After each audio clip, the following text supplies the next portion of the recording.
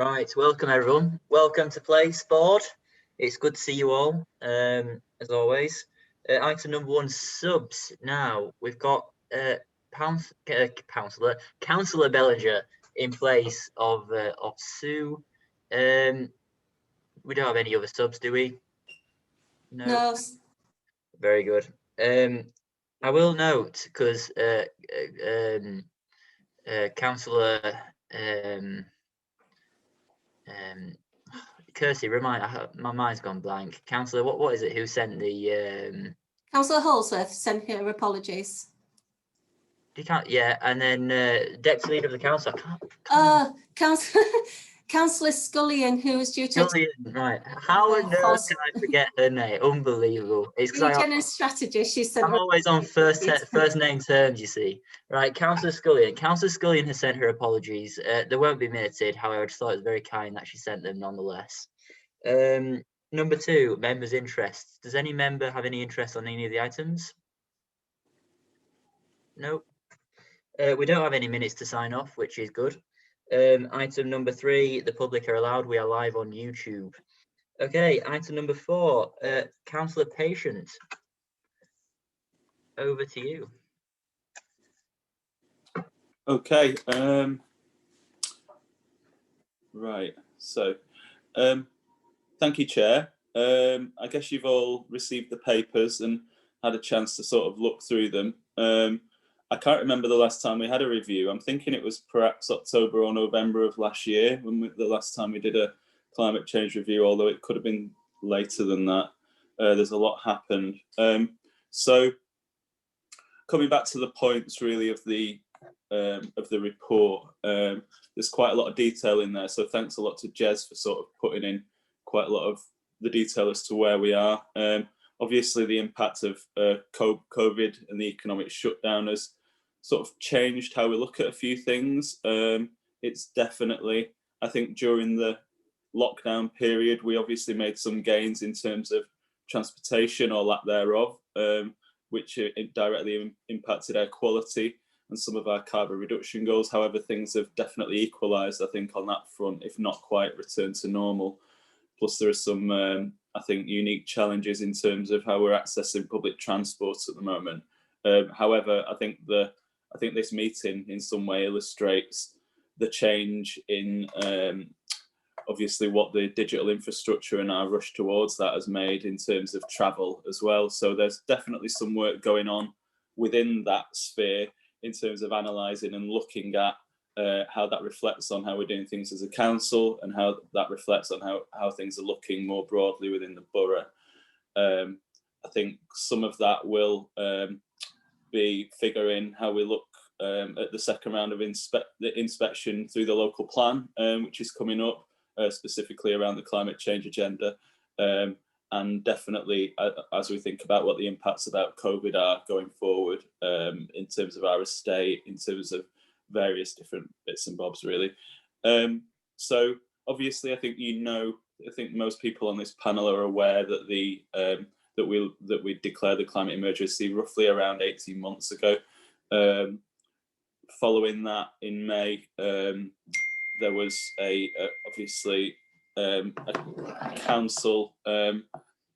Sorry, bear with a moment. Let me turn various things off that are dinging.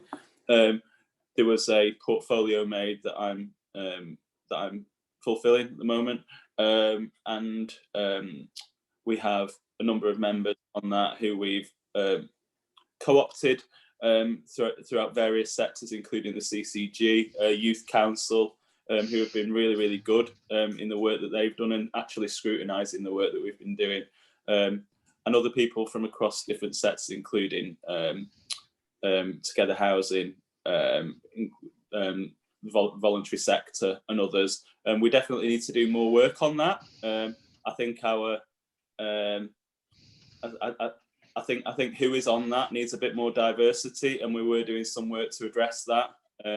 We were talking about bringing Sarah on, who's one of the higher ups. I say higher ups; it's a co-op within SUMA, who are a big business in terms of supporting us. But obviously, COVID hit, so that's slightly just put a little bit of spoke in the wheels in terms of what that representation looks like.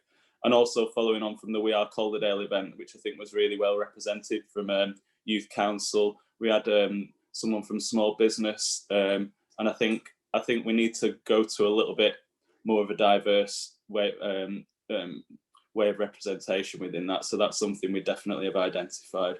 So everything else within there really is perhaps what you know. I will caveat I've taken on some extra responsibilities in that time around the voluntary sector and more recently housing. And I think some of those play hand in hand.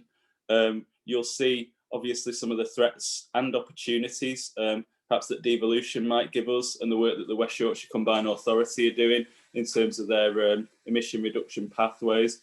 We're trying to align somewhat to what the West Yorkshire Combined Authority are doing in terms of their targets. So we've been quite definite in that we want to have a complete net zero ambition by 2038, but we want to show significant reduction by 2030. And I think our Calderdale's ambition for 2024, which is the 50th anniversary of the council, is also another milestone that we're sort of hoping to get to and bring back reports about those reductions. Obviously, we had a ambition to have a 40% reduction from the last time we looked at this since 2005. We're on target to meeting that. It's 2020. That was the year that we said, and I think our reduction slightly exceeds the 40%. So we're sort of in a good place to go, but there's a lot of work to be done in terms of influencing policy and getting some of that, getting some of the perhaps unclear messaging from further above and trying to untangle where we are and what our relationship is with the West Yorkshire Combined Authority, and also supporting those that are below us. So perhaps small business, those in the voluntary sector, and actually town councils as well, who are doing their own climate emergency declarations, and supporting them as well along the way, which we have done a little bit of already. Sadly, I don't know whether it mentions it here, but we recently ran a bit of, we went for a fund of money from the, sorry, bear with, just snug it out of the way. From the National Lottery, we're doing a community-based climate change fund. I think although we were ultimately unsuccessful, I think what that really showed in the work of pulling those groups together was that there's a lot of momentum and interest out there in terms of people and projects that are happening. Some about mitigation, but some of it about adaptation. Obviously, we're quite susceptible to flooding here, and that's something else that's perhaps worth touching on.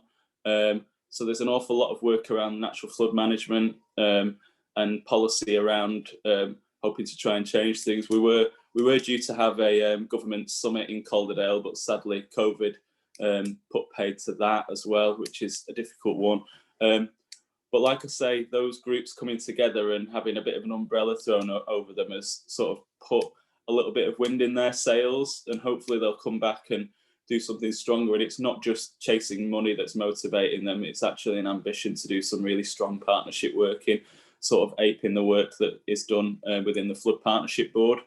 And actually the National Lottery have come back to us, and although they're not fully funding the project that we had in mind, which an awful lot of work went into, they are really interested in two specific pieces within that, specifically around peat restoration and the idea of a sort of upskilling carbon-friendly college in Todmorden to do the training of green jobs and such. So I think there's some ambition and some future in that bid. Let me think. So obviously we've done an awful lot of work on the branding. We did start last year and had a website about the work that we're doing and some of the stuff within the action plan, specifically around the various sectors, food, energy, transport and community. Although I don't think it was strong enough. So the comms group and the design group within the council have done an awful lot of testing about the brand. You'll have seen some of the designs within the report. It's really been tested quite thoroughly with the youth council and around schools, and that was a really important sign off for us, I think, because we've really valued their input and work that they've brought. And I think what will be really good is some of the new electric vehicles that we've procured will have that livery on the side. So it's almost a bit of ready-made advertising for us. It's kind of really important. I think what we've done with the climate working group is made it quite open. I think we've been quite proud that that group has had audiences at time. It's not often that meetings have decent sized audiences, so it's good that people are engaged within that, and we've made sure we try and promote them properly.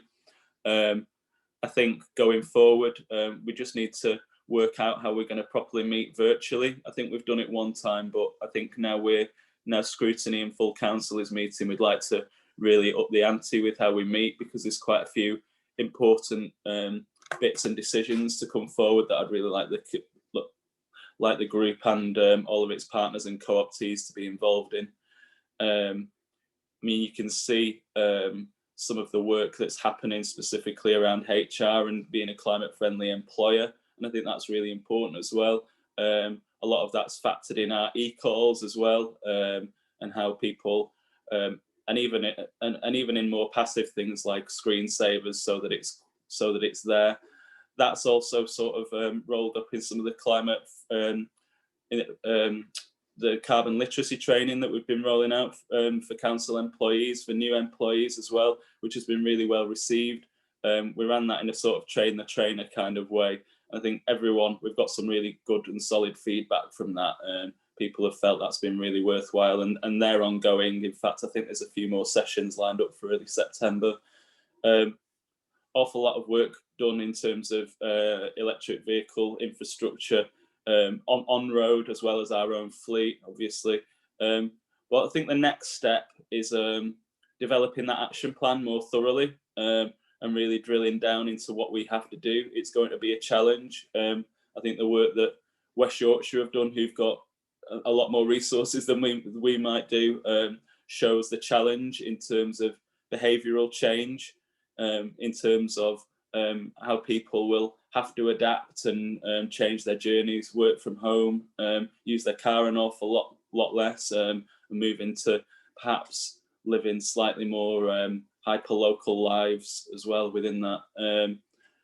Obviously, there's a lot of benchmarking within that action plan, and there's a lot more work to be done. I'm really pleased that we've done a piece of work on all of the capital projects that are forthcoming, and we've made sure that they've had good scrutiny. So we're making sure that those buildings are going to be as green as they can, that we have the opportunity to do retrofit where we're doing refits of projects. So I think what we need to do next is reflect on where we are somewhat. We really need to engage the voluntary community sector a little bit more. They're already really committed to it, but I think we need to do a little bit more outreach work, and we need to figure out how we weave into the work that West Yorkshire are doing a little bit more. We obviously need to look at our diversity and how we do outreach in terms of businesses, because we really need everyone to sort of play their part. Small actions are great, and I think communicating those is a good thing. I think that our local pressure groups, environmental pressure groups, are sort of pleased with how we're communicating with them. They feel like it's a two-way street, but I think we need to strengthen that beyond those pressure groups and actually be talking to the people who really need to make those bigger changes in terms of how their businesses work, and the anchor institutions. The CCG and the NHS are really, we've got some really strong allies in there, so we need to, I think, revisit them and talk to them about where we can go next.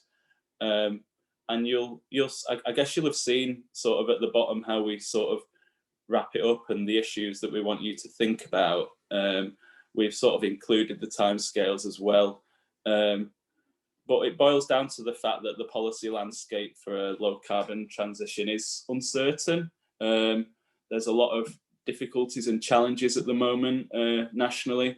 And I think how we tap into those and how our workforce, who are under an awful lot of stress at the moment, many of who, may well be shielding, or others who are working in, different or diminished capacities, are able to tap into different grant funding opportunities, or are able to sort of jump you know, a minute's warning because they want off-the-shelf sort of capital projects ready to go. So we're doing an awful lot of work around that as well at the same time. But it's difficult, but I think we've got the right people around the table. The environmental projects team are brilliant, led by Jez with Sam and Laura and other people. Obviously, Debs would have been here to support us as well this evening, but I think we all know the sheer amount of pressure that Debs is under at the moment. So I think we'll give her a break on that one. But yeah, I don't know if there's anything, Jez, I see you're with us. If there's anything you want to add that I've missed, and then I guess I'm happy to take questions from anyone. Thanks, Councillor. The only thing I just might add, although as you mentioned at the beginning there, the National Lottery bid itself was unsuccessful in its full application, we did get some really positive feedback regarding work that was proposed by Countryside Services and voluntary sector in doing the moorland restoration, particularly engaging the community in doing sphagnum moss planting, which helps slow the flow down into the valleys.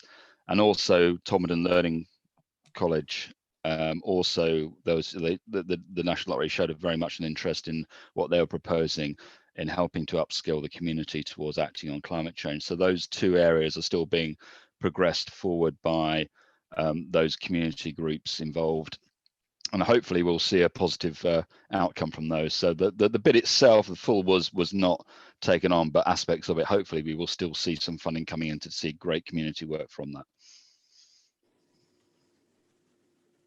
Right, fantastic. Thank you very much. I'll hand over to Councillor Fenton Glynn first of all, if I may.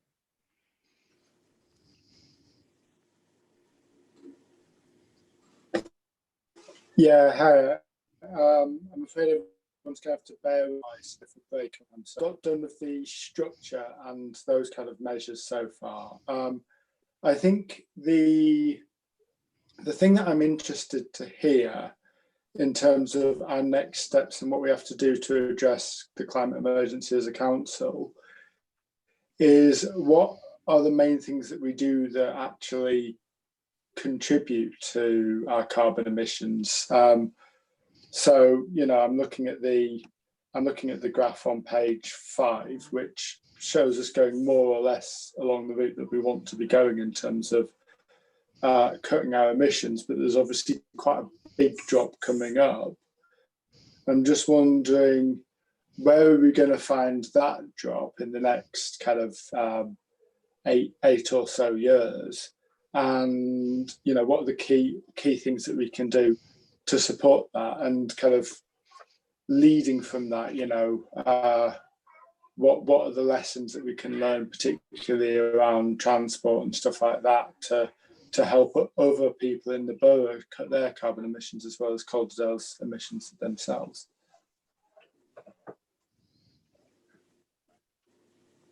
Yep, over to Scott or Jez. Sorry, I had a bit of I only got a portion of that. I'm thinking you were asking about transport, and that's all I got. Sorry, could you just sum it up briefly? Okay, sorry. The main thing was kind of what are the main contributors to our carbon output as a council? So what are the things that we most need to address to keep going on that graph on page 5? If I may, Councillor Patient, I could just sort of maybe summarise that up a little bit. So, Councillor Fenton Glynn, yeah, the steep reduction that's shown by that graph came from a science-based approach to basically saying what do we need to see in terms of the carbon reduction in Calderdale, which is also reflected nationally and in the city region. Between now and by the end of the century, we have a certain amount of carbon that can be emitted by contribution from Calderdale, and that carbon, if it's used up at the rate we're working at the moment, we will see basically we will run out of our carbon budget in the space for the next 6 or 7 years, and we'll have to go straight down to zero then. So what that graph is doing is showing a potential trajectory that might be slightly more achievable, or certainly more socially acceptable over a period of time, which means we do need to meet about a zero carbon net zero emissions by 2038, or substantial progress by 2030 across the borough. Now that's a science-based target. What we don't have knowledge of at the moment is what technology is going to be available to Calderdale community and businesses that will actually enable that to happen in full. Now, we can surmise by business as usual, decarbonisation on the national power grid, a certain percentage will come down anyway, regardless of what we do locally. Current government policies and productivity efficiencies will also reduce that further. But it's very difficult, as the end of the report suggests, that under the current uncertainty over the policy landscape and what measures are being made available, what subsidies are being sorted, what technologies are being developed, to be able to determine exactly how we do that. The major contributors to carbon emissions across Calderdale Borough is transport, housing, and commerce and industry, roughly a third each. And we've seen reasonable reductions over the last 15 years in housing and commerce and industry through efficiency savings, through national grid carbon reduction. What we haven't seen much is in transport. That's the big area that's relatively untouched, and that's where we'd hope to see great gains over the next 4 to 5 years. Certainly by 2024, we'd like to see a significant increase in electric vehicles. That's the chunky area that we need to focus on. Housing really does need to take a step up from where we are, but as I think our planning policy has certain restrictions around it based on what the national planning policy framework allows. So I think over the next number of years, when we see what the government's green recovery plan is going to be for COVID, if that really does take into account the climate emergency, we hope to see really good opportunities come forward that we can grasp locally here in Calderdale to make that curve possible. And can I just ask a quick brief follow-up, Chair? Yeah, over to you, Josh. Yeah, so I mean, without wishing to put words in your mouth, so the transport is the one issue, and we have to look both for advancement on electric cars and also the means of transport. But I imagine the transport use of carbon will be more if the carbon that we produce, if the electricity we produce is still produced over a Drax power station. And so actually we are heavily reliant on the government decarbonising their power as well. So would you say that our whole task would be a bit easier if the government did more to decarbonise our power sources? The power source itself is not a problem. The government does predict a significant reduction in carbon emissions from power over the next 20 years, and certainly by 2038 we'll see a very much a smaller element of carbon associated to power. Drax is a one part of the national power generation, but it's significant in our region, but nationally it's not as significant, and we'll see a lot more low carbon power coming forward from offshore wind turbines, maybe increasing solar panel farms, etc. What the challenge is really going to be is decarbonisation of the heat that our buildings need. At the moment, we're predominantly reliant on gas to produce that, and whatever you do to gas, it's still going to emit carbon emissions. There's certain ideas of, for instance, carbon capture and storage that might be suitable for areas closer to the coast. Putting hydrogen into the gas network, unfortunately, we Calderdale wouldn't see that probably until post 2038. We're looking at a district heating scheme for Halifax that's looking like it's going to be quite a challenge to get it to be a zero carbon heat without seeing a bit of support from government to help, maybe the heat pump technology of the skills that we need, for example. So I think the power is not an issue, and I wouldn't be massively concerned about what's happening at Drax, although short term that is something that we need to be aware of. It's really the heat is the key issue here, that what we're doing about our gas supply. Yeah, very interesting. Over to Councillor Bellinger.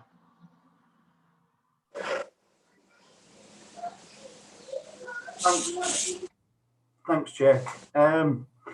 Yeah, I'm really wanting to ask the question about the local plan and how you think that will actually impact on our emissions.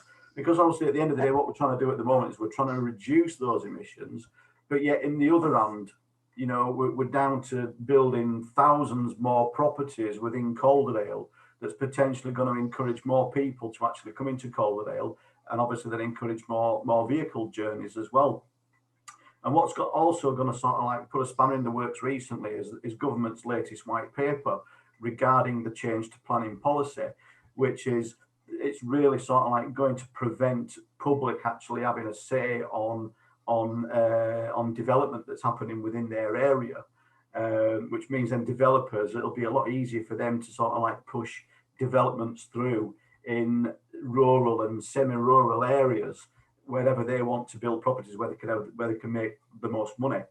So we're fighting to reduce the emissions, yet on the other hand, we're up against it by having to build more properties within the authority. One of the other things that potential ways to mitigate this is to look at more town centre, city centre living, residential properties within the centre, because obviously we're going to lose a lot of retail due to people working from home. But if we can bring those people to living into a town centre, they're there, the money's there to be spent in that economy. And again, it will also prevent a lot of journeys, people having to travel into a town centre to shop because they're already actually living there. So really, it's a case of what impact do you see the local plan having on this? Thanks, Councillor Bellinger. This is, I don't know if anyone else had eyes on the question that Anthony Ray sent in. It sounds like a similar sort of question. So I don't know if I'm able to sort of weave an answer into both of them, or would you rather I took them separate, George? If you could answer both of them, that would be super. Right. Okay. I'll answer you first, Councillor Bellinger. Thank you. I think that the local plan is something that we need to bear in mind anyway. It's obviously a diktat from above, and I think how we manage that needs to be really carefully. We've got another round of inspections coming up, and I think there'll be some opportunity there for us, for whoever needs to speak out against particular sites or particular areas, especially in light of where we are and how COVID has impacted us, is real, and we should all take the opportunity to do that as and when, really. I think there's a lot of unknowns out there in terms of what the area will look like. I think the local plan, we were quite proud that the amount of green belt or green area being affected is dramatically lower than other local plans that have been published, and I think it's a really difficult one to manage. I think with our unique sort of topography going up and down, we're not just able to build houses as and where we want, so it has to be really, really carefully managed. I think what's more important is about what those houses look like, and about what materials that are being used, and about having a really strong set of criteria that developers can access, rather than what we have at the moment, which is a little bit, well, it's not fit for purpose for where Calderdale is now for 2020, I think. But like I said, we will have the opportunity, all of us, to speak about that. I mean, the Climate Change Working Party's one of its first jobs was to put a decent climate reduction target into the local plan. It was actually the first thing that came through to Cabinet and got through. I think that perhaps needs strengthening somewhat. That's part of what Anthony Ray was addressing. And that's something that we can do within the second inspection round that's coming up in a couple of months. I take your point about town centres. I think who knows what they're going to look like, but we've got at the same time this, as well as that threat about what town centres look like. Town centres were already under threat in terms of the internet, and I think this is an extra challenge for them. Sorry, that's my. Let me just 1 moment.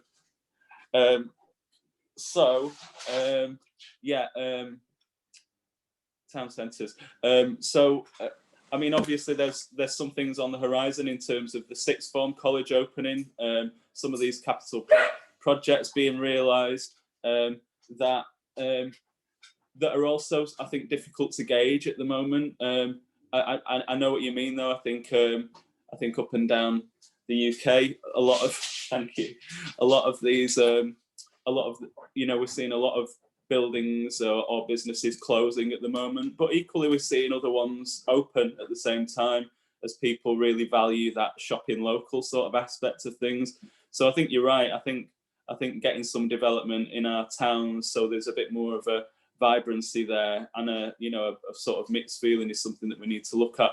There are some interesting projects coming up anyway, thinking about Cow Green and some of the projects in and around Halifax, and indeed some of the other towns as well, that are perhaps a little bit smaller and don't necessarily qualify for local plan status, but are equally as important in terms of adding that vibrancy to our town centres. So I think monitoring what the local plan looks like is important within the sort of larger framework. But I think what we need to do is make sure that we own it and we get what the local plan needs to look like for us passed, and that it's not delegated to someone else that's not from Calderdale to write it for us, because I think that is the real threat. I don't know if anyone else, Jez, you've got anything to add, or if that's enough.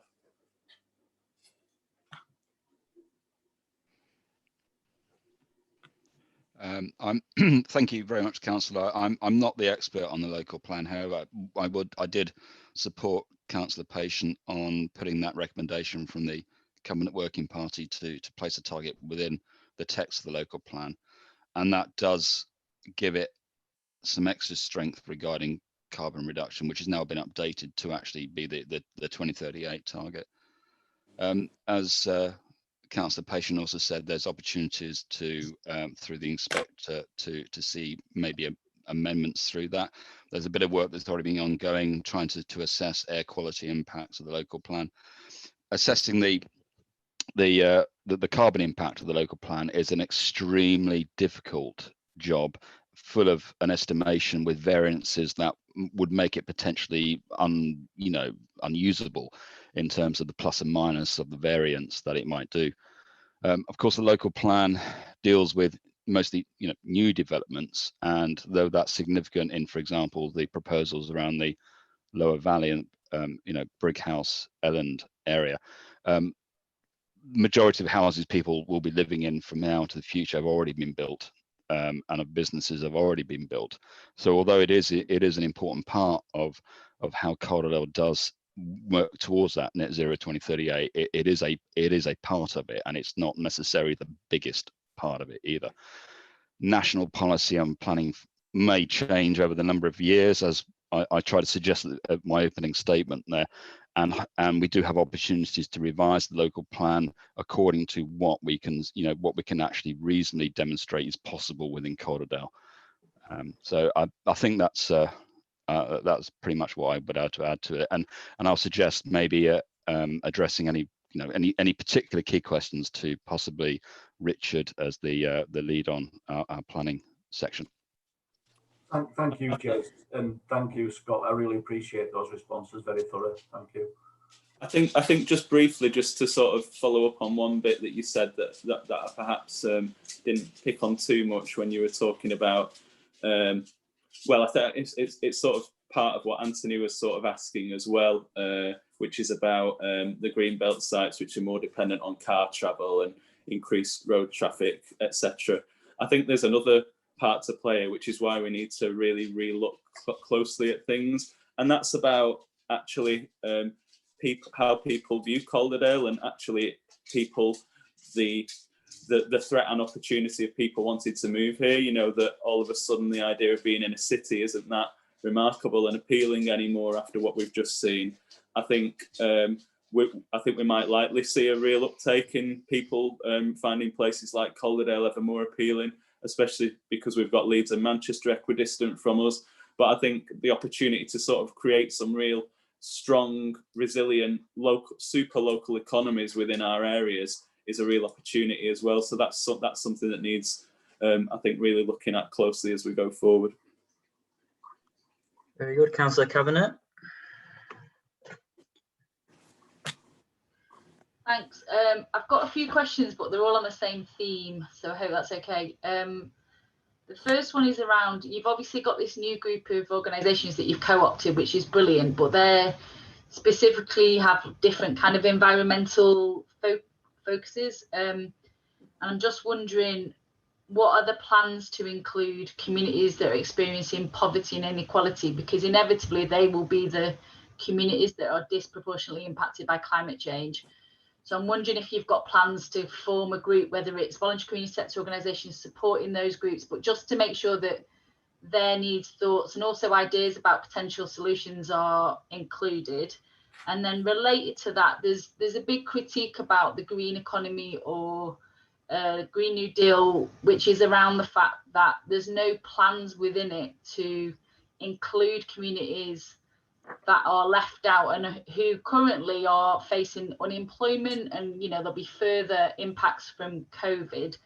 So the work potentially that might happen with Tobin College or other plans that we've got around encouraging a green economy, have we had thoughts around that? How, whether it's women or the BME, our community, or other people that are furthest from the labour market, what are our plans to include that in the development of a green economy? And then the last thing that relates is the Green Streets plans look, incredible, really exciting. But obviously it's the same theme again. So if we think about my ward, Kershaw Estate, it's really hard to have a walkable community in that place, in the sense that there's no doctor's surgery.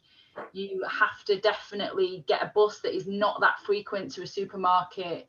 The resources that you need to have a kind of self-sustaining community in some of the poorer areas don't exist. So they will only exist when we get really good infrastructure, which actually the local council don't really have control over, like, an affordable, efficient public transport system. So I suppose they're all on the same theme, but they're around what are we doing to include those communities that are, experiencing poverty and inequality in our plans around climate change.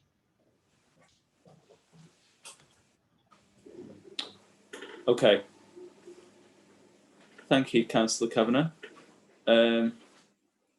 Yeah, I think in terms of membership and going forward, how we engage the voluntary community sector, I take your point about the co-optees. I don't think they necessarily all represent environmental pressure groups, although there definitely does, made reference to before, needs to be a bit of a broader breadth, and there were steps being taken to sort of do that. Unfortunately, they've been somewhat stymied by what's going on, although I think it's safe to say that the input that the co-optees have isn't the only input that happens within the climate change working group.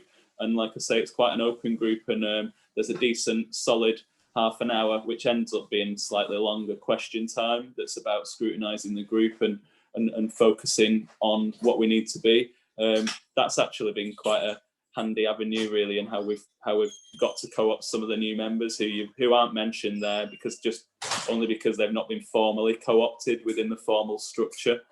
I think how we obviously Councillor Lynn, who represents Park Ward, is one of our councillors within there, so Park Ward's represented. But yeah, I mean, like with anything, it's the idea of climate justice underpins everything that we do, really. And I think how we engage those communities that are disproportionately affected, like what we've seen with flooding, and those that have been in the bottom of the valley, getting hit the worst, is something that we're really keen to address. There's more work that needs to be done there, but I think the work, the extra work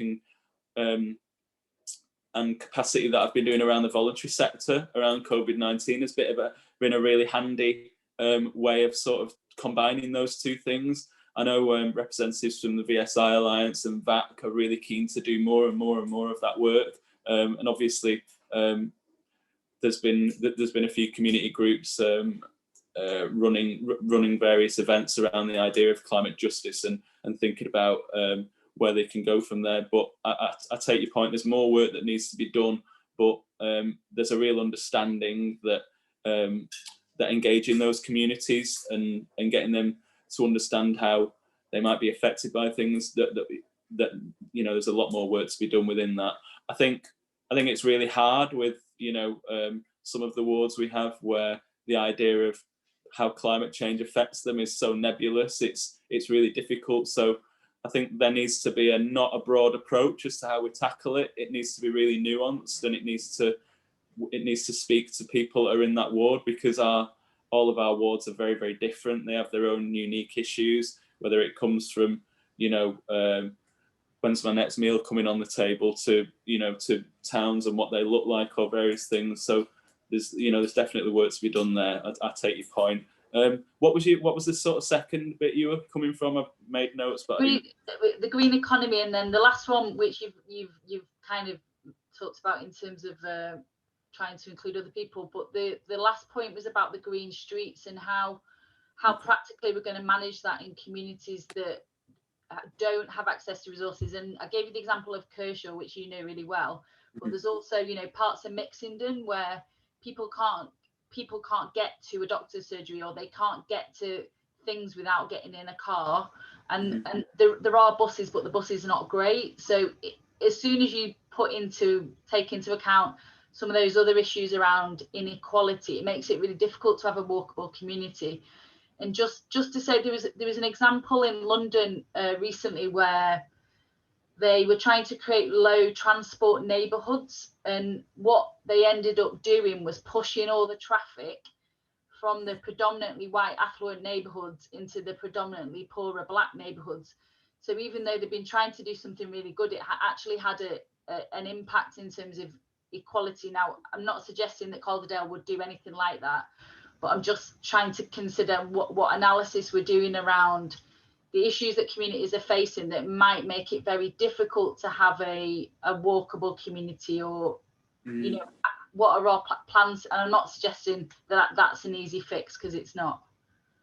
I think some of the work we've done around the idea of school streets and play streets is part about building that capacity.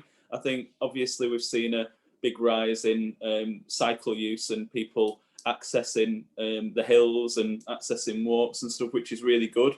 And I think we don't want to lose that. I think that's really handy for people. But again, I'm minded that that might be linked to specifically semi-rural wards. So there's a thing about access and how people use those wards that don't have that rural nature, or don't have determined hills or determined greenways.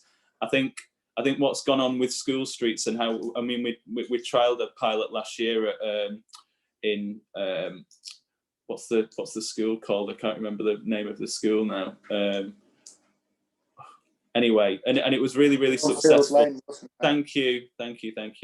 I think what it showed was, beyond our ambitions around air quality, was that it actually brought people together. It brought people together who'd normally just drive to the school, drop their kid off and go. And actually it really brought those. It was nice to see that sort of extra level of what it did beyond the air quality ambitions. So what's gone on with the school streets and the big uptake from that is, that's an extension of the play streets idea, which is also something that's happening. But it's the idea that people think about ways they can move around their ward and think about air quality, think about safely moving around. The play streets ideas as well are being trialled in some of those areas. So I know Sowerby Bridge has got one of them. There's a great deal of work going on in and around Park Ward around the idea of play streets, especially where where car use is at a major high. So it's tackling some of those cultural issues, I think, and getting people to take a little bit of pride in their area and have a safety about their kids being able to play outside, where perhaps some of our wards take things like that for granted. So there's an absolute ton of work, a lot of which is happening around those two agendas. But there's more to be done, and what's happening is that we're making sure that we really engage and take those communities with us, and make sure that the engagement with ward councillors in those places is happening and is at the foremost. I think what happened with some of the social distancing stuff, the trials, there were a few errors in places that we've made changes to, and I think it's important that any of the bits that we do, that we're responsive to as people come back to us. We need to do an awful lot more work than that. That's the start. So I'm not saying that's all we're doing, but I think that's a bit of an indication about what we're trying to do beyond the places that might lend themselves to the more sort of, you know, cycle friendly agenda or whatever. Very good, thank you very much. Next question is from me. I will note as well, Councillor Caffrey's got to leave at this point, so bye, Pete. First question is, what percentage of the council's energy consumption is procured from renewable energy? So that's the first question. Don't know why I'm repeating it. What percentage of the council's energy consumption is procured from renewable energy? My second question is, can the council support or agree to support the UN Sustainability Goal 13 on climate change? That's got some really interesting initiatives in there. And the third question is, you speak to people in the energy sector and they mention that the most pressing issue or challenge when it comes to renewable energy is grid sustainability. The fact that in the grid you have peaks and troughs, and renewable energy isn't a nice continuous source of supply. A lot of times the supply doesn't meet peak demand. So I was just wondering, the council is in a good position here because council not only invests in infrastructure, but we also create policy. So therefore, what is the council doing to mitigate these grid issues? For example, some councils are investing in vehicle to grid technology, whereby people will go into the town centre, they'll plug the car into the charging point, but in times of high demand, that vehicle is going to bolster the grid and bolster the renewable energy supply. So therefore, our initiatives like that in the council's vision. Thank you.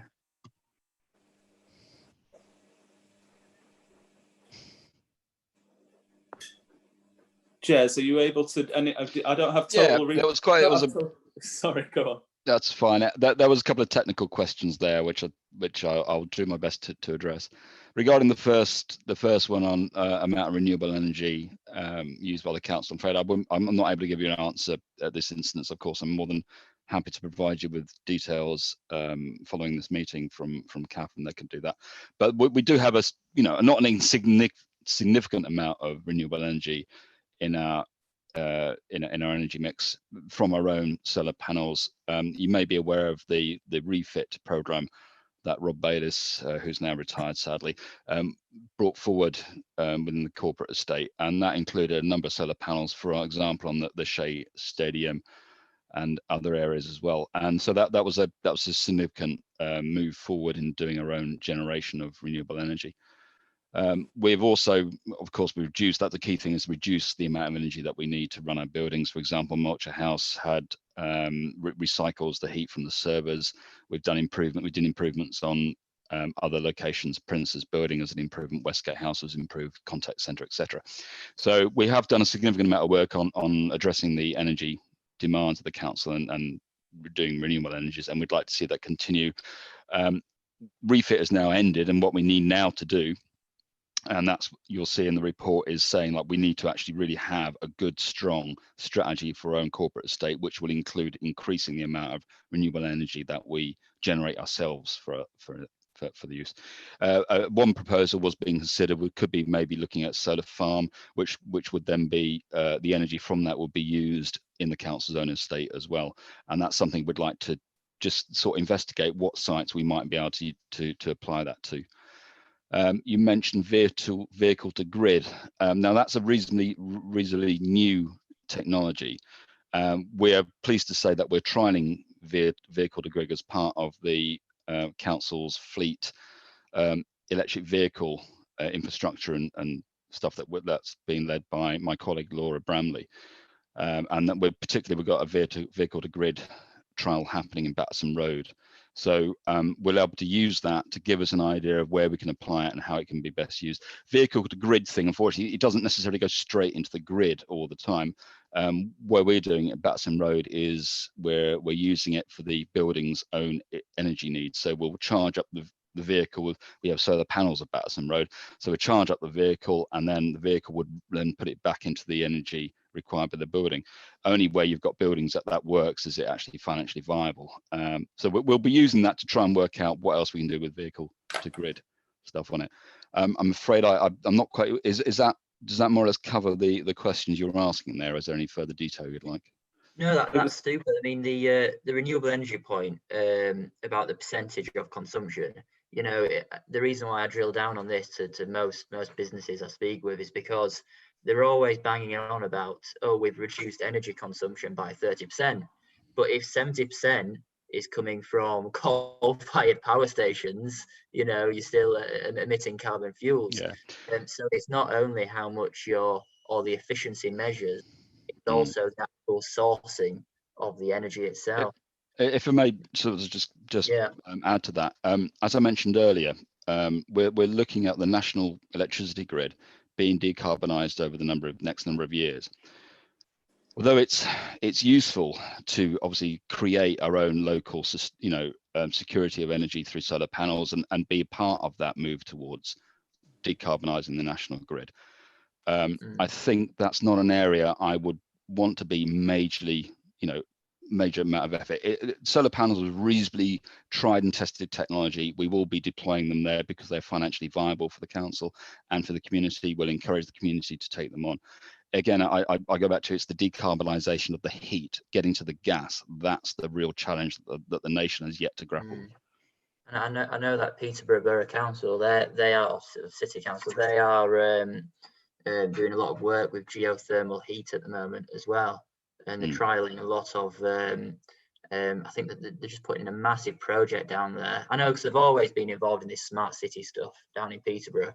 So yeah, no, thank you for that. And last thing for Scott would be, you don't need to answer this, Scott, but if the council could sign up to the UN Sustainability Goal 13 on climate change, there's some really impressive stuff going on. A lot of corporates are signing up to that.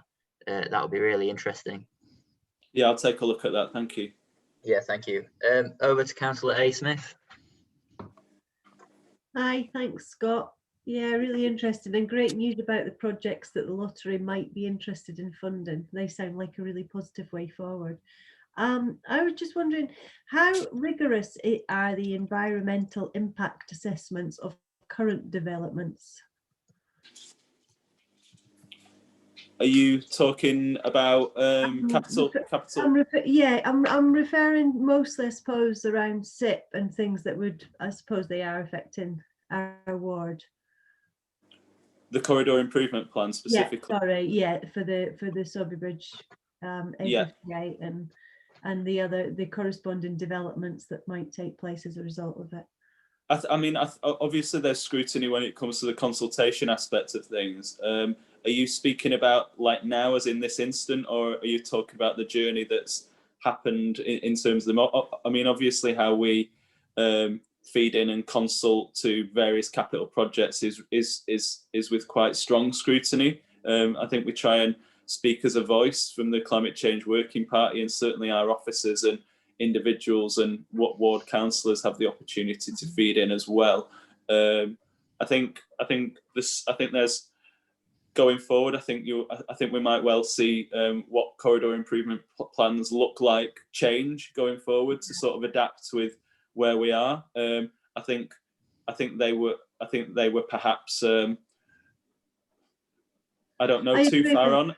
I think people got the opportunity to feed in what they wanted to look like, and they were changed. And I know for the A646, certainly aspects were changed in and around Hebden Bridge, and in my ward as well. So I think looking at how they have been consulted around, and the observations from there is that they've listened, especially where there is a head of steam around there. I don't know if there's anything specific in your ward? Are you I'm thinking more in terms of smaller aspects of how, Okay. you know, like the wider environmental impact of like sourcing materials and things like that. I just wonder if there's any sort of guidelines. I suppose it's more around guidance and making things sort of a bit more robust and encouraging sort of less importation of materials, that sort of thing, really.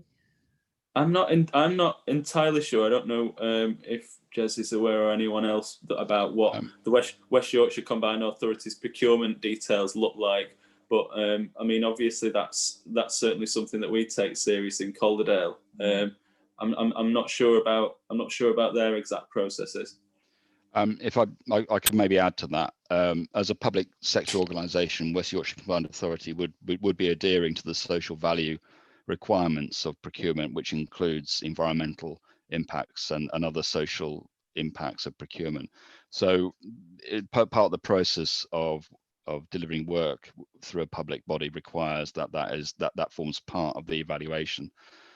There is a number of resource and material legislation which kind of governs to a certain aspect what is available on the market, and I think West Yorkshire Combined Authority is now also implementing it's commissioned a piece of work to look at the carbon dioxide emissions from their the West Yorkshire Plus Transport Fund projects, and that also includes wider environmental implications such as impacts on health and green streets, biodiversity, which we hope to see findings come from that coming to the end of the year, and they're going to apply that modelling of carbon and wider environmental impacts to a number of live projects as well as historic projects to see how they've performed. So that'll be a real great opportunity, and the item we have this evening on Green Streets highlights that as being a key part of delivering wider environmental impacts of corridor improvement programs. I don't know if Stephen, you might have anything to add on the work there, since your role here is on highways. Social value is an important impact of all our contracts, Councillor. We source local supplies wherever possible. In particular, I was asked the other day about works that are ongoing in Mythenride with the EA, and we were able to confirm, with the exception of one or two specialised items, everything was supplied via the local supply chain, and indeed the majority of subcontraction work is given to Calderdale's local subcontractors. Casting our minds back some years to the beginning of the current highway delivery service via the DLO, one of the reasons why we chose not to go in with another strategic partner was, again, to ensure local supply chains were used with the advantages to the local economy and indeed the reductions in overall carbon outputs. We're currently doing more work on that to see if we can firm social value up, identifying exactly what we mean by social value, but in particular looking at some of the impacts of having more local supplies available to our contractors. So yes, we do take it very seriously, and it is acted upon. Could I? Go on.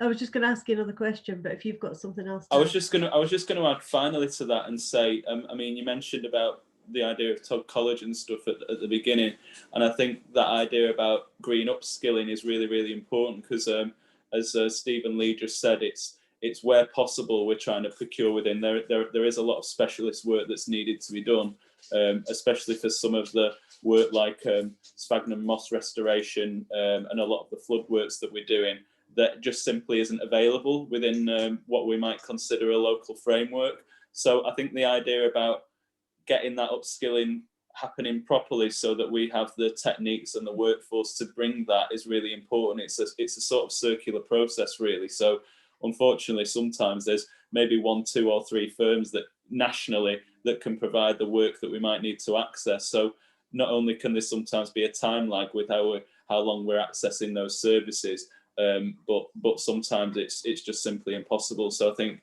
it's really important that we develop, that workforce locally as well at the same time. Definitely. My other, it's more a comment and it follows on a bit from Rasheen's. I think that a lot of people that live in built up areas have really made a lot of use of parks and bits of land that that may generally not be considered, you know, very interesting places to go, but they have been spaces that have been occupied by local residents you know, during COVID. And I just wonder, you know, what we're going to do to make sure that we protect our parks and also maybe some brownfield sites which do show sort of quite wide biodiversity, because I'm quite aware that we have this big intention to build on brownfield, whereas it does provide an area of interest, of recreation, of whatever, nature for a lot of people. Yeah, I mean, there's definitely a balance to be struck, isn't there, in terms of what we're building on and what we need to be thinking more broadly about the opportunities for things like putting renewable sites on there, or PV farms, or whatnot. I think the idea about protecting our parks is a given, really. I think that's something that we have a deep commitment to and need to. I think it's about the management of those parks, isn't it, and making sure that they look nice and are maintained nice, but within thinking about things like biodiversity and not mowing, you know, and having them looking so uber presentable with flower displays. Because I think what we've really seen this year and over the summer is wildlife returning, you know, and butterflies and bees. And I think actually people accessing green space and parks have really appreciated that, feeling connected back to nature. So there's a balance to be struck, isn't there, between our parks looking on neatly coiffured and actually thinking about wanting to bring that wildlife back as well. But yeah, I take your point, and I think some of that management of the brownfield sites again is something that we should make sure that we're all making comments about when we're thinking of the local plan and thinking about what those buildings and businesses and areas are going to look like, and what the opportunity to do some actually managed tree planting within those sites, or, you know, might be as well. We don't have to be building boring areas. We can be doing something where people feel quite connected to the sort of green spaces around them. And again, that'll be reflected in the paper that's coming up later. Right, thank you very much. Thank you. No, that was a really good discussion. It's important because apparently as well, renewable energy is cheaper than energy sourced from carbon emitting sources. So it's got a commercial impact too. That's really beneficial. The final comment I'll leave you guys to postulate with is, obviously we're all working from home at the moment, and it's looking like working from home will remain. If the council is indeed decreasing their energy consumption, we're increasing renewable sourcing, however our employees are working from home, then actually is that impact on the environment mitigated? Because we're shifting the burden onto people's homes when there's no guarantee that that energy is being consumed through or by renewable sources, and indeed employees won't have access to smart technologies. So it's just something to postulate about agile working, but I'll leave that one with you. Thank you. So on to item number 5, green streets. Jez, are you taking this one? Yeah, certainly, if that's okay, Councillor. I'll assume you've had the opportunity to read through the report. I do apologise. It is quite a significant report there, and it covers a lot of information, mainly because it is a relatively, I suppose it's the first time a report like this has come forward to scrutiny, or indeed to any other council committee meeting. And it was an opportunity for us as officers to basically throw everything in there to provide the strategic justification, as well as suggestions about how it might be implemented, and then a policy coming out the other end. But fundamentally, what we're looking at doing is trying to pull together some opportunities that are around green and healthy streets, and perhaps Gaynor, you might have a comment on the healthy area more as we go through this item as well. So what we're looking here is a green and healthy streets corporate policy and a green and healthy streets supplementary planning document. These are things that the officers are currently working on to see implemented over the coming months. Now, the green and healthy streets is, like I say, it's a combination of improving the, I suppose the accessibility of our communities to green spaces, of the opportunities to travel in a pleasant, inviting surrounding. It's how streets are actually planned, how they are made available to provide resting points, shaded points, to provide interesting greenery around there whilst you're walking through it. So instead of having a bland grey concrete straight road through, for instance, a housing estate or from housing to a place of work, is looking at trying to ensure that that route is actually much more suitable for people as opposed to cars, and also at the same time improving biodiversity and also flood resilience in that as well. So the report goes through basically, it's kind of like the strategic case for doing it, such as responding and acting upon the climate emergency, sustainable towns, and reducing inequalities, which are key aims of the council. The green healthy streets policies should help deliver on that. There's a number of academic bases for the reasoning why green streets are there to benefit our community.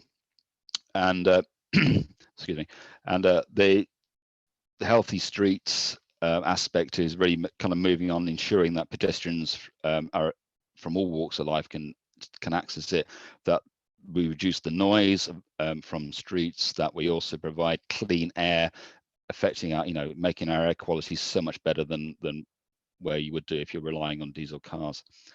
The challenge that we have, of course, with doing that sort of work is the design and management of street trees. Now, I gave a few photographs in that report, giving an idea of what maybe poor planning will lead to. That creates high level of maintenance, disruption to the streets, including to pedestrians themselves, and therefore it's really important that trees are incorporated in a design in a very well planned and managed way. There's a lot of work that has gone on over the last number of years to really understand that. To be honest, the Victorians in London really got the idea that you cannot compact the earth. So you plant a tree and stick concrete all the way around it. It's not necessarily, it's not getting water. The fact that the roots have got nowhere to go. The ground is so compacted by the weight on top of it. So what the Victorians in London did, they actually built brick kind of like structures to give the soil some protection from the weight on top of it. And what we're doing now is basically emulating the same approach, but using different technologies to do that. The report finishes basically with two proposals. One is that we adopt a supplementary planning document. This is what we're aiming to seek, which would be associated to existing policies within the local plan, including policy IM4 on sustainable travel, on climate change, and on trees. So we have sufficient kind of basis within the local plan to then move that forward into a supplementary plan document. And what that there is for is to give guidance and support to developments so they know this is what the council is expecting to come forward within developments. And I'm pleased to see that the Brighouse master plans for Thornhill and the other significant housing opportunity there outside the green suburbs is taking that on. I'm seeing green streets has been written into the master plan. We're seeing green streets being considered within the Brighouse master planning as well. So it's not something that the development market is unaware of. It's very much aware of it, and we will use this planning document to try and enable that, to give it opportunity to come forward, so we ourselves are more skilled in understanding it, and to give a little bit of guidance and support for it as well. What we'd also like to do, as far as showing leadership, of course, is just applying it to our own projects that may not necessarily always need planning applications. Therefore, having a corporate policy on green and healthy streets is very important as well, and that will be applicable to West Yorkshire Plus transport funds, housing projects, and or even our own corporate buildings developments that we're doing. To help that move forward, we're relying that the West Yorkshire Combined Authority adopt a a good carbon methodology to understand the carbon output, the environmental impacts and wider impacts, such as Councillor Caffrey was mentioning, Kavanagh, sorry, was mentioning, that they understand that, and therefore they're able to include that within the benefits cost ratio, that they do the scoring for such projects that give the opportunity for those to come forward. The final issues I'm suggesting in the report is that we understanding the value of green healthy streets approach, that we look at the options we considered. Are they good options? Is the way we're approaching this, is this a good way to approach? Are the thresholds for the policy being applied suitable?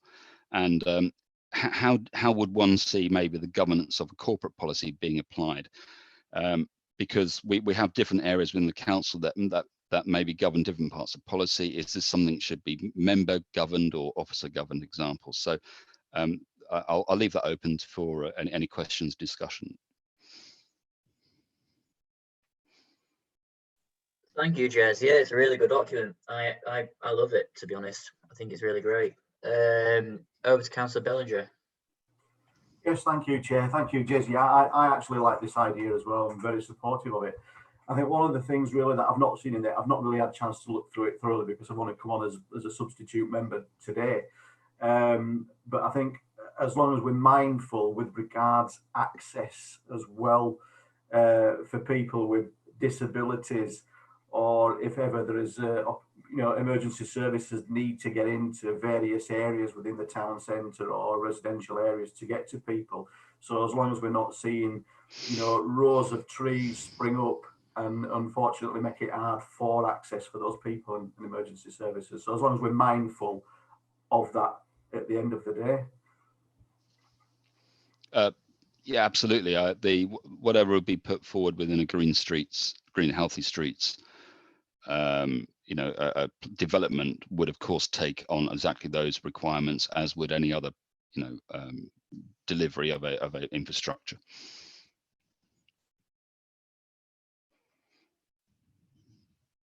Right, very good. Do we have any other questions? Oh, yeah, Councillor Fenton Glynn.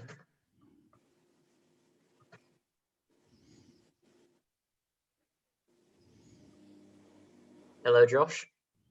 Yeah, I was going to commend the last discussion. Hiya, can you see me? No, we can just about hear you. You sat in the dark, Josh. Can you hear me? Yeah, we can hear you. Do you want to fire ahead?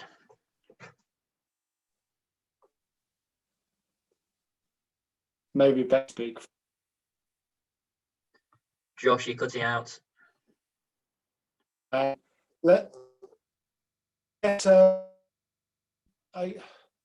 thinking if whether or not. Councillor Fenton Glynn, we can't hear you at all. Let first and I'll come in after. Yeah, we'll go to Councillor A. Smith first, Audrey, and then we'll go back to Josh. Mine was just, and I'm sure that this is included and I haven't read it properly, but I think it's just when estates are being designed, they don't often think about the easiest way for people to get places. And I think, having healthy streets and beautiful streets and plant as many trees, obviously within reason and within sort of accessibility limits. But I do think we just have to be careful that we don't sort of visualize a lovely meandering path when actually what you want to do is get to the bus stop or get to the shops with bags. We're trying to encourage walking, and people want to go the shortest distance. That's why they cross, that huge crossing from corner to corner at King Cross. I think it's just, we do have to be mindful of that, and I'm sure you are, and I'm sure you have been, and I just have missed it in the report. Can I just come back on that point specifically? Just to let you know, Councillor Smith, that we've got a few groups that specifically look at those projects. The Local Access Forum, the Cycle Forum, and the Disability Access Forum are all consulted in those kind of projects and make sure that they've got eyes on them. There's obviously a lot of competing agendas within there, and a bit of conflict can arise as well at times. But they've been really good at making sure that their consultation works both ways. In fact, we've had Wicker actively come into cycle forum meetings to really make sure that they're the first ones to see various projects, so they're managed properly. And I think sort of going forward as well, managing and sort of strengthening those relationships, so those links with Green Streets and its ambitions make sure that everyone's sort of included.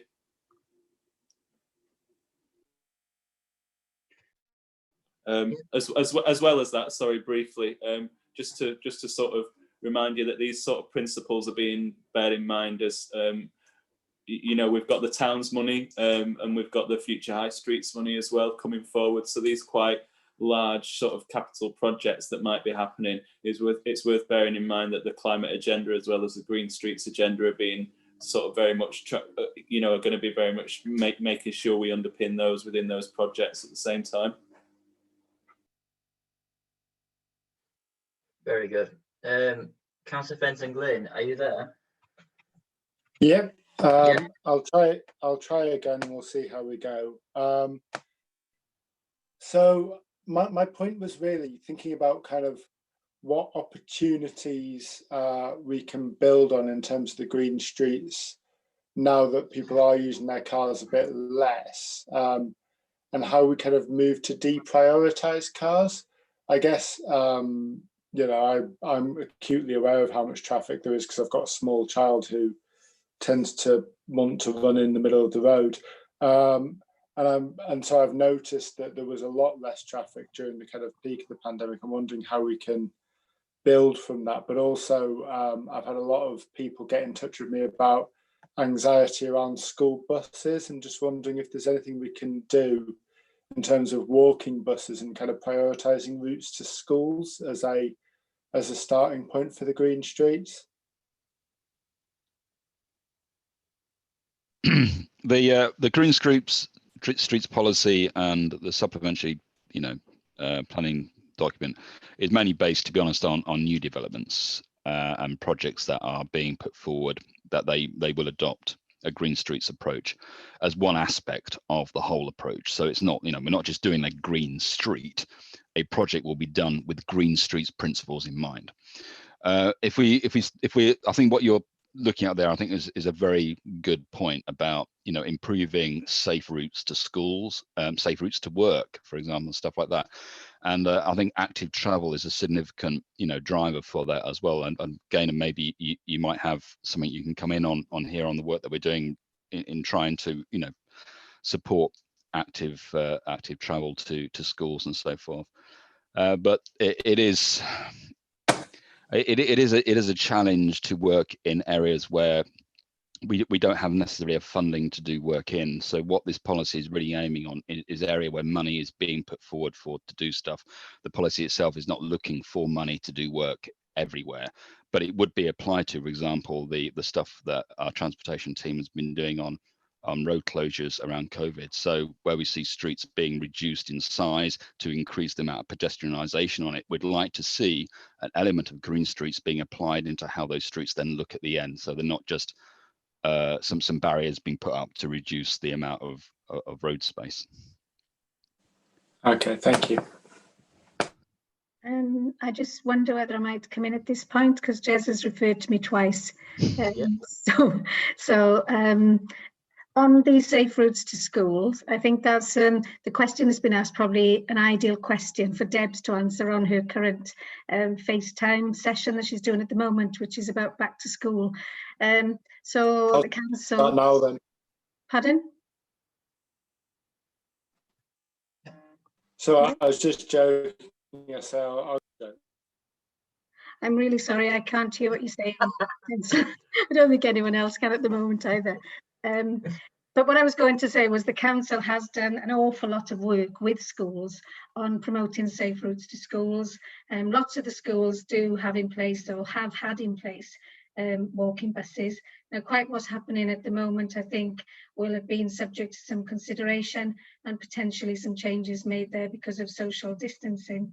That is something I can take away and find out and bring that back, you know, report back to you on. so I can find out about that. The other thing I wanted to bring in on the green streets, and this was a comment about the nature of the trees that are being planted. There is some reference in the report to the types of trees, but I think what we as a council perhaps would want to be looking at doing is promoting some edible planting, because food is clearly one of the big things that we are looking at with regard to the climate emergency, and so that's something I'd be really keen for us to consider. And another thing I'm involved in at the moment is advertising. So high fat, sugar and salt foods, which obviously is part of our street furniture. It's linked to the Green Streets work. As Jez was saying, that's specific to new developments. But as part of our local environment, what actually are we as a council doing with regard to advertising space? What are we ourselves using? How are we using it? How are others using it? So that's a little piece of work that's going on at the moment. And I think councillors may have heard of the healthy, what it's called, the healthy weight declaration, which is a food active initiative. It's something that's being taken up across the country, and it's something that across the region, the directors of public health are wanting to see put in place. So there are a number of standard commitments. I think they've had a revision over the lockdown period of the declarations. They've taken the opportunity to do that, which is timely, to be honest. But there are 14 standard commitments, and we have the opportunity to include some local commitments. So we did before lockdown sort of have a list of our 7 local commitments, but I think we need to probably look at those again, relook at those with a view to perhaps getting the climate emergency, potential work that relates to that within those commitments. I didn't say that very well, but I hope you've got what I mean. So I thought perhaps it'd just be useful to bring a couple of elements into the conversation about food, which we haven't picked up on so far. The voluntary and community sector, we have extremely good links. We have the food network, and we have colleagues who have been funded in the past, partially by the council and partially by the foundation for Calderdale, Community Foundation for Calderdale. Unfortunately, the funding has dried up, but the person I'm working with is doing this unpaid. And so we need, I think we probably be looking at how we're investing in the food element as well of the work in Calderdale, because there's so many things we could look at. We could be looking at gardens, people growing more in the gardens, less of the paving over of gardens, which contributes to potentially flooding. There's so many overlaps in all of that work. And so I've just babbled on a bit too much there probably, but hopefully some of that will be useful. No, thank you for that contribution, especially about the paving over. That's interesting. Over to Councillor Kavanagh. So I just wanted to say a couple of things. The first thing was, in terms of active travel, I think probably Scott, Jez and Gaynor, you probably know all about this already, but there's a lot of information on, how men and women take travel differently. So women tend to do lots of short journeys because they might need to drop a child off at school, go to the shops, get to work. Men tend to do a journey from A to B.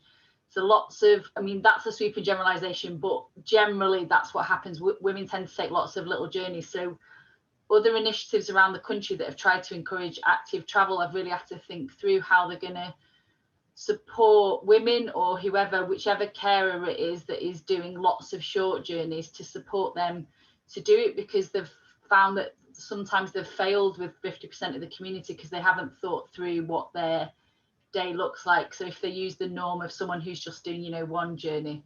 So I just wondered around that. And then my other question was, I think it's really exciting what you just said, Gaynor, about edible food. I often think that, you know, housing estates where you've got these patches of grass in the middle that nobody uses because nobody owns them. They're communal pieces of grass. Sometimes kids play football on them. When I see them, I just see growing spaces for food. And so I think that's a really exciting thing, particularly to encourage people to take over those spaces. I know we've already got a policy around that, haven't we? In Calderdale, you can apply to do that, but I think that's really exciting. And also I wanted to ask, in terms of the green streets and the edible food, is there anything that you want ward councillors to be doing? So whether that's talking to people in their community, preparing them, asking their ideas, is there anything we can do as a role to support both the green streets and the stuff around food growing? Can I just come in briefly, and then if anyone else needs to follow up? So I guess on the second and third bits, they're sort of somewhat interlinked. I asked Andrew Peacock and his team around comms over the summer to do a bit of comms branding work around the idea of community growing spaces and allotments, so that we could perhaps encourage ward councillors and other people to really get that message over, because I don't think it's necessarily understood.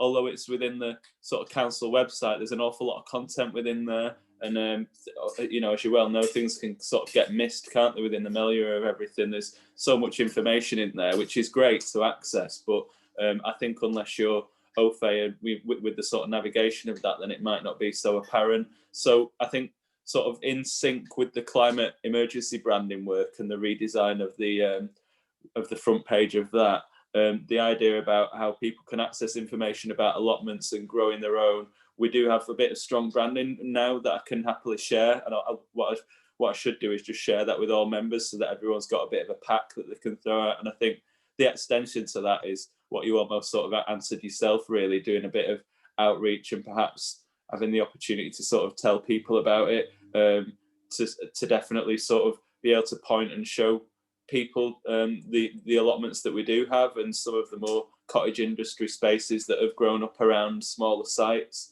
I think in my ward we've got one just around the corner that was sort of negotiated through Yorkshire Water, so there's opportunities there for, I think, smaller groups to get access to spaces that currently aren't doing anything. And I know I'm like you, Councillor Cavanaugh, when I see a green space that's sort of doing nothing, people call them green deserts a lot of the time, I think, oh my God, where's the orchard going? Or, you know, where's the allotments going? So I think we could do with doing a bit more work on that. But I think it's all tied to the idea of the green streets. I think they're all sort of one and the same. And I think that idea of where we want to go in terms of encouraging people to grow their own, which a lot of people have been doing over the summer, which a lot of people have been getting really back into. I've had limited success myself, but I've got a few tomatoes to show for it. I think that's somewhere we should definitely be going. But yeah, I don't know if Jez or whoever want to come back on that. I was going to say you should see the size of my aubergines. I believe you. Yeah. I've had the pleasure of having an allotment at Redacre over in Mythenroyd, so it has been, without such space in this lockdown, to be honest, I would have gone completely bonkers. And that's really important, I think, if we're going to go forward in this new normal, that people do need access to green space near where they live, and that's a real fundamental point. I think the work that Gaynor in public health are doing, that Tom and Mary is doing in transportation, and what this green streets policy is aiming to try and ensure that we do have greenery around us where we live and work. It is very, very important. Yeah, thank you very much. Right, greatly appreciate it. Yeah, I love that.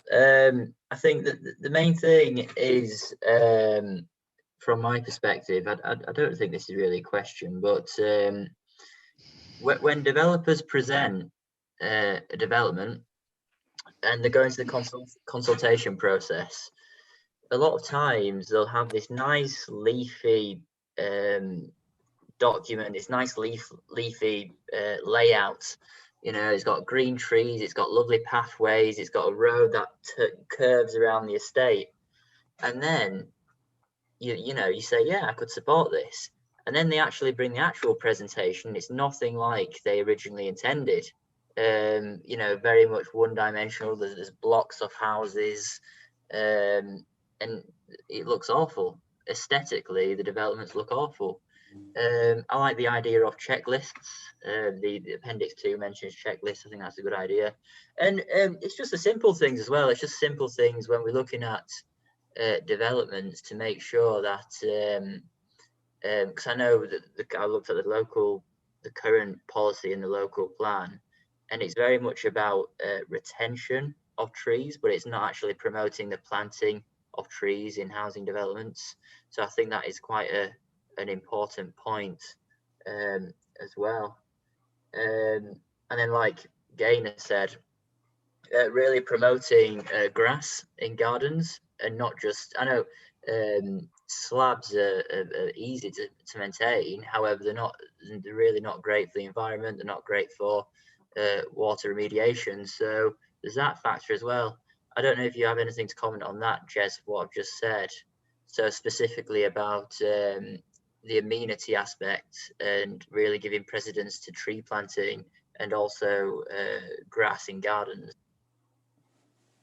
I think as far as grass in gardens is, planning doesn't really. I'd say I'm not a planning expert, so I don't know what you can get away, what we can and can't do regarding with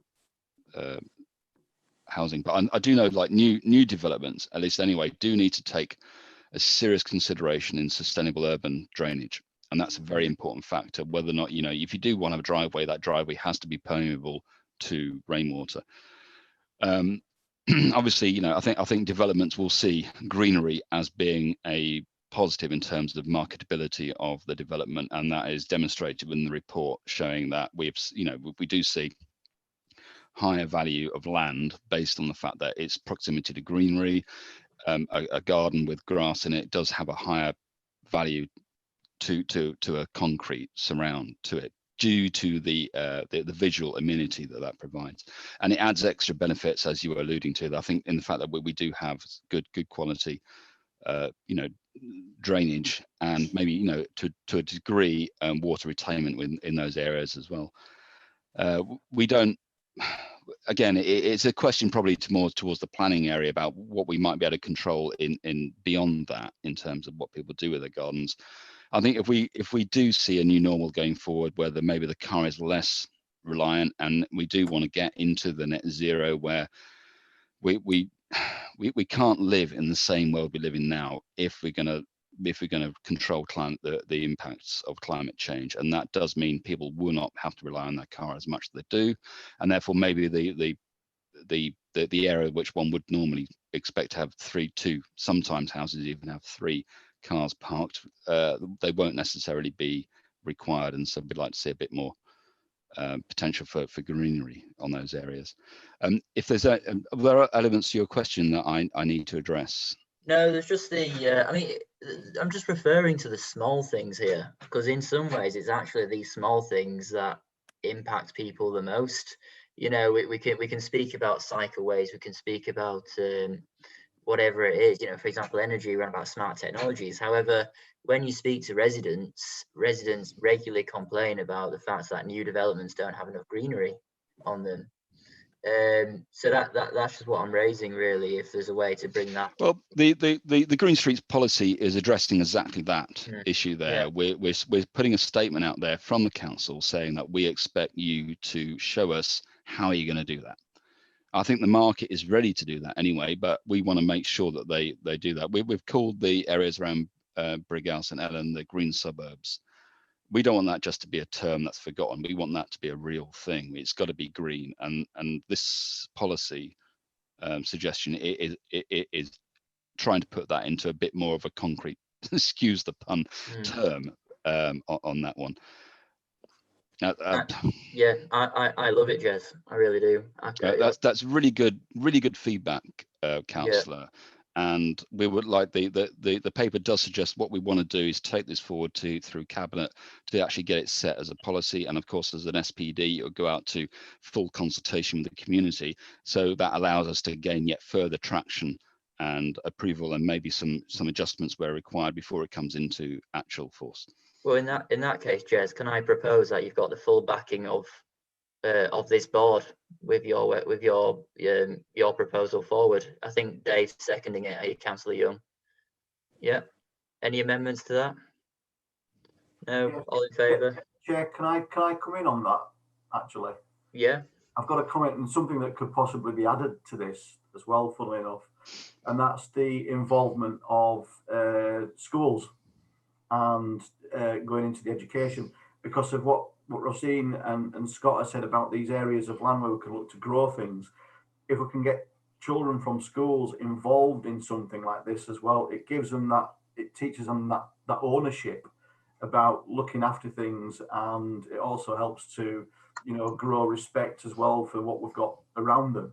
So I think it's a great idea if we can start looking at involving schools and children as well into this as well. Let them be a part of shaping basically the future of Calderdale. Yeah. Do you have anything on that, Jez? Or I think that's an excellent suggestion from Councillor there. So I think that's something we could add into it. The previous item had I think we had a big feature in there. The youth council and schools are a major stakeholder in the future of Calderdale. The climate emergency 2038 is their future.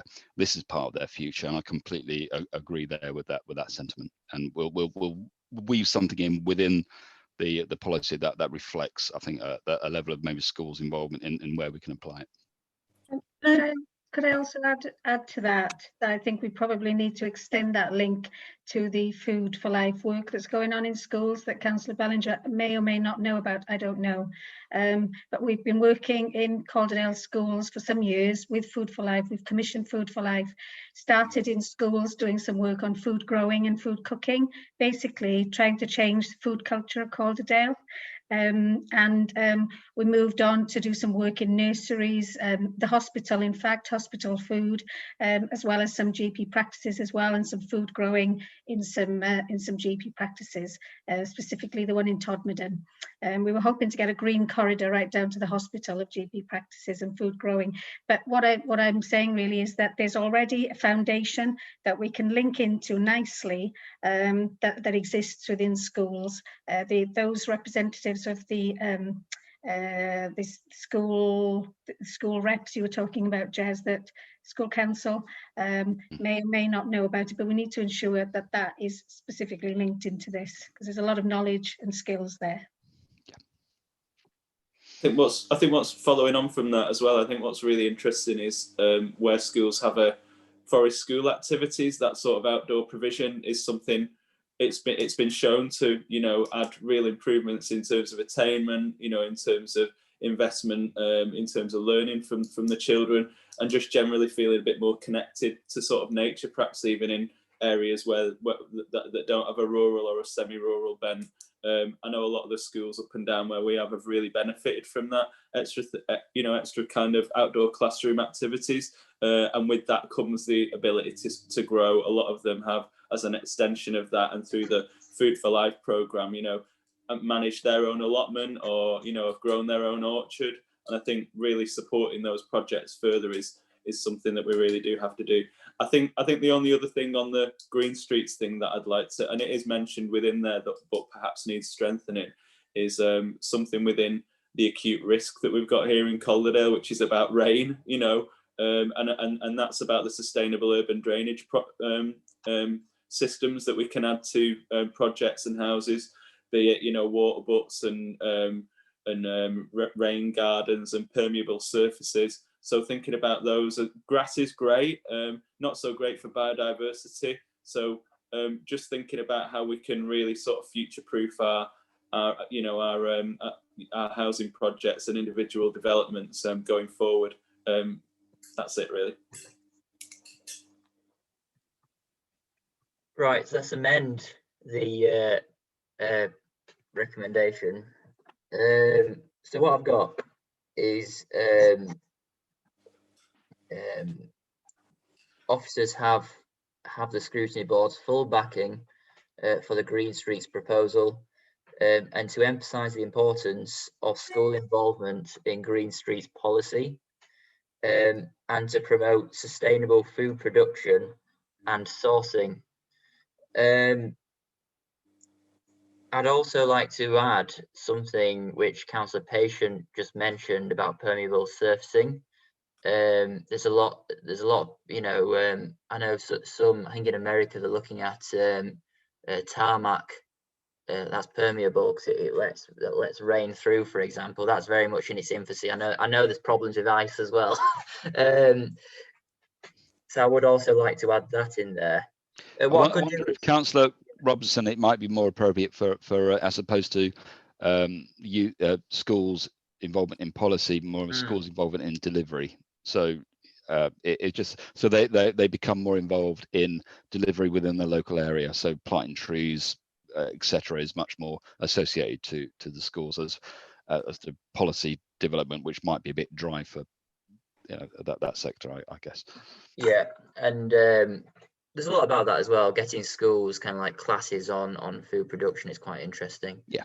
So I've got the officers have the full backing of this board for the Green Streets proposal, and to emphasise the importance of school involvement in Green Streets delivery, and to promote sustainable food production and sourcing.